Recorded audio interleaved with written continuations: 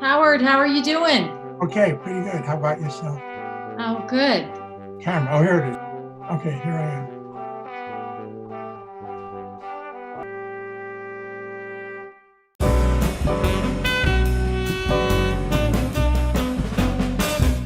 Hi, everybody. Welcome to the Gizu Show. I'm Len Marino, Sr., your host. Today, I'm proud to introduce a special guest. We were both members of the Long Island, New York chapter of the National Cartoonist Society. It was called the Burnt Toast Gang.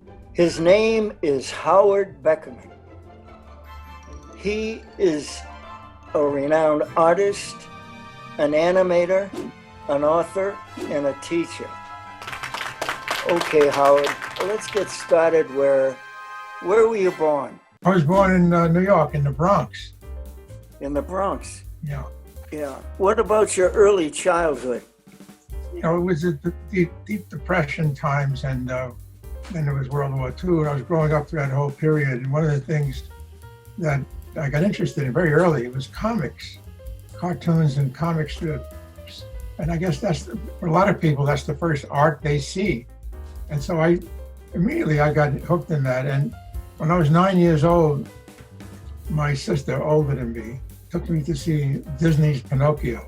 I had seen animated films before, but that's one that hooked me. I said, that's what I want to do. I didn't know what they did to do it, but that's what I wanted to do. And I really clung to that as a goal throughout school. Yeah, I also went to the High School of Industrial Art in Manhattan, and a lot of the cartoonists did, and there we got the basis of art and drawing and all those skills. And when I came out of school, I told the teacher that I really wanted to get into the film business, but mostly animation. And so he made an appointment with Paul Terry, the Terry Toon Studio. And I went up there. He was outside of New York City in New Rochelle. And I went up there and I got a job. That's how I started. Yeah, I remember Terry Toons. But there was something when I was reading through you said one of your favorite animation characters was Bugs Bunny. What drew you so close to that? I didn't really know much about Bugs Bunny, but over the years I began to realize that of all the characters, he was the strongest. Everyone else was either too cute or too limited in some way, like Donald Duck lost his temper and whatever. But Bugs Bunny seemed like a real person. He had faults, and he wasn't always very nice. And at the same time, he seemed to be smarter than everybody else. He was a clever rabbit, you know. So I thought of him as a very strong character, and he still is today with a great voice, you know.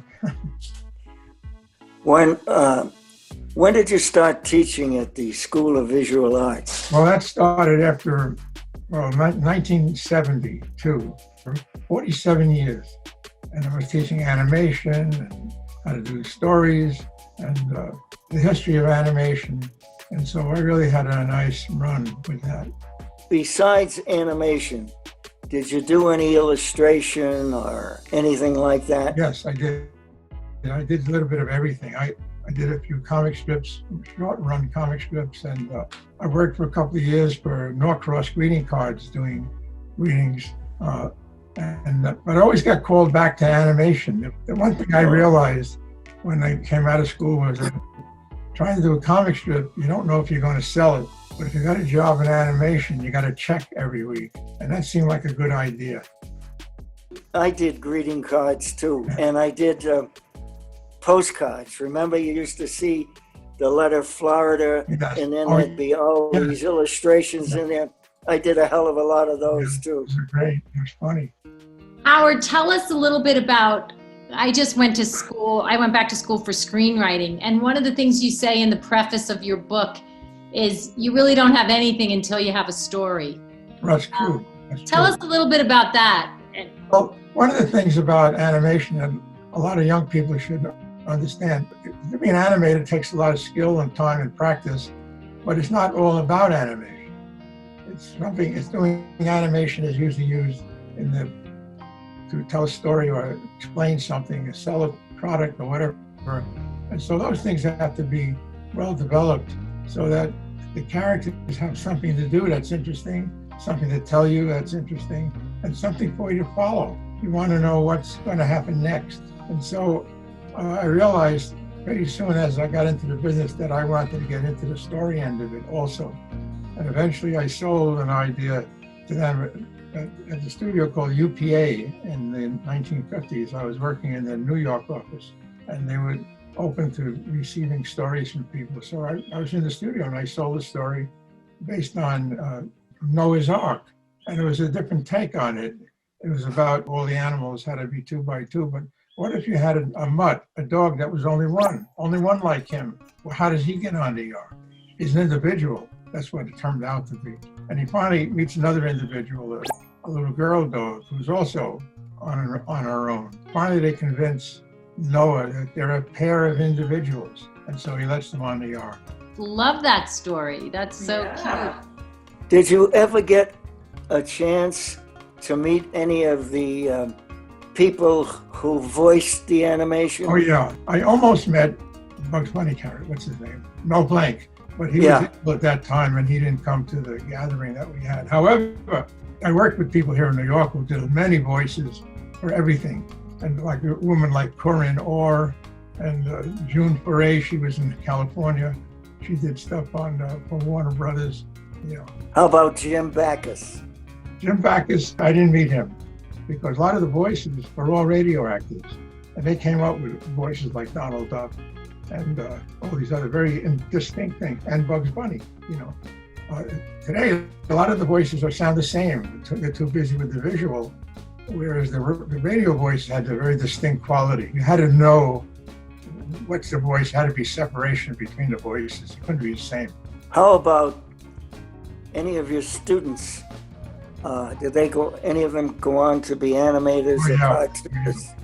There's a lot of people who were directing computer things today in Hollywood. There was Tom Cito who went out there. He became an animator and a director, and now he's a very big shot at teaching at UCLA, I think, or USC, one of those colleges. So a lot of them have really done well, and they found their jobs. You had some students that were, you know, they had so much to say about you, and one of them was talking about how you could pick out the serious animators from the people that were just passing through. What do you look for in an animator? What I realized when I watched them was that they had their own kind of thing. There was something about them that you could see, you could spot it right away. They had a distinctive quality about their personality or about the work they were doing.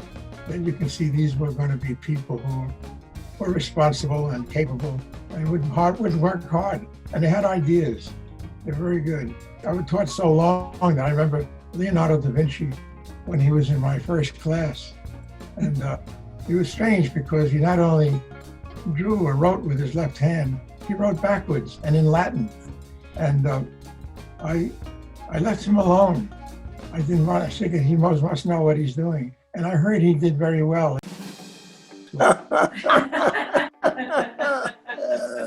That's so funny. Yeah, you know, many old people today, they feel marginalized because of the coronavirus. And a lot of our contemporaries are feeling isolated and lonely. What kind of advice would you give them today? Well, I retired from teaching last year and I wasn't doing any commercial work for a while. So what I do is I try to draw every day. I try to keep drawing. I draw whatever I want. There's one advantage of, I feel, being on your own. There's nobody there to tell you what's wrong with it or what's right about it, what to change it and make it a different color. You do whatever you want, but it gives you something to do, and you can see put your own ideas on paper or on the computer, whatever medium you use. And I think it's a good thing just to keep busy. What would you advise somebody today, a young kid, that was out to pursue a career? I would say, if you're really interested, then learn all about it. Learn the background on it. Find out who's doing it and see what looks like good work.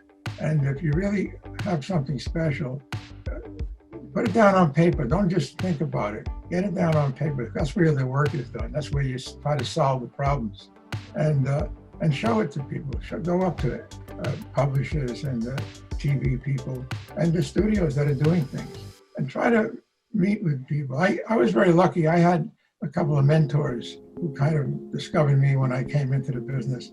A lot of guys didn't want to tell you anything. They're always kind of insecure about it, giving away some what they call secrets.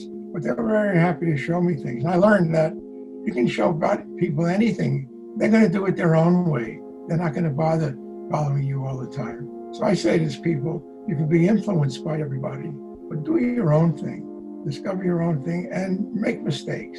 And learn how to draw, take drawing classes, and learn about anatomy and all that, and just put it away in your brain and use it as you need it. And read a lot. Don't just look at movies. Read stories and read scripts even to see what they did to make these films. I miss those burnt toast meetings, especially when Al Scaduto would stand up and start singing opera. Right, so great. Yeah, we can use more younger people. That's the truth. There's a lot of people that go on now, and it was really great. I was looking at some pictures just a little while ago and see how many people there were when they gathered together, and now it's diminishing. And of course, we have only meet on Zoom now, once a month. Yeah, we interviewed Bunny Host. Oh, great! Yeah. It was a lot of fun having those meetings. Would go at 12 o'clock and wouldn't get through until 5. Exactly. It was always great. It was great. And then when they had the big gathering at Bunny's once a year, that was terrific. Oh, that was terrific. Yeah, the Bunny. What was it? Bunny's Bash. Bunny Bash, right? I want to go to Bunny's Bash. Yeah. Wait a minute. Didn't I take you one time? I don't think so, but I heard about Bunny's Bash. I went to the one that was at Reinhardt's in Bayville. It was it was at a place. It wasn't. Oh, that was the monthly luncheon. Yeah, you came to that. Yeah. What I always found nice about it was everybody who came was really greeted with really welcoming, cheer, because everybody sort of appreciated everybody's work and who they were. There's a lot of laughs. And so it always felt good being there. You always felt you were in a good company. And some. You know why we kept moving from restaurants, don't you? Yeah, because the price went up. The price went up. Yeah, that was really something. I wanted to ask one more question about, I think it was one of your early works that you did with your wife, I thought. I'm glad you mentioned Iris, my wife, because she really was important with it. We did this film in about 3 weeks. We were going to Denmark to a film festival, and I thought I'd like to put something in. I still had a chance to submit something, and I said we need to do something that was quick. And there was an idea I had for many years with blackouts. It's an old theatrical thing where they have something going on the stage, and it's usually humorous. And at one point, all the lights go out on the stage, and a few seconds later, the lights go on, and everything on the stage is changed. All the people are standing in a different place. And I said, I'd like to try that in animation. So I came up with this little film where a lighthouse is moving its beam around a little seaside town. And after about 3 days of working on it, I said, I had an ending, but it wasn't enough. He needed something else. It was about a guy who he's a miser and he has all this money in a bag, and there's an old lady who's fishing, and she gets the fish and puts it in her bag, and the bags get mixed up, and she gets the money and he gets the fish. And I thought that was an ending. And my wife says, without even looking up from her drawing table, she says, he marries her for his money. He had a sea captain as a character, and so he was able to, on his boat, on his ferry boat, whatever, his tugboat, he was able to marry them together at the end, and they're both holding their bag of money. So I thought that was terrific, and so we sent it over to Denmark, and I didn't get an award there, but we got various awards later on. And I always said that film took us around the world. It was a lot of fun just going to all these festivals and meeting other animators and showing a film. So it's good to be versatile. That's the other thing for young people. Learn how to do more than what you do. Get out of your own comfort level and work in, with other kind of materials and try things. Well, one door closed, another door opened because of that. You can present yourself and move on to something else. So it's a very good idea. You're right. I found out in my advertising career that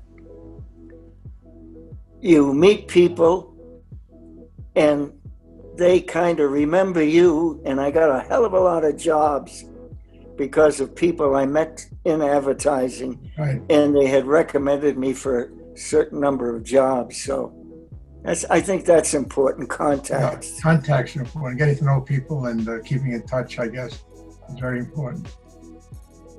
Yeah. Well, listen, I want to thank you for joining us today. Both of you. And a healthy one. Stay well. Yeah, you too. Take care.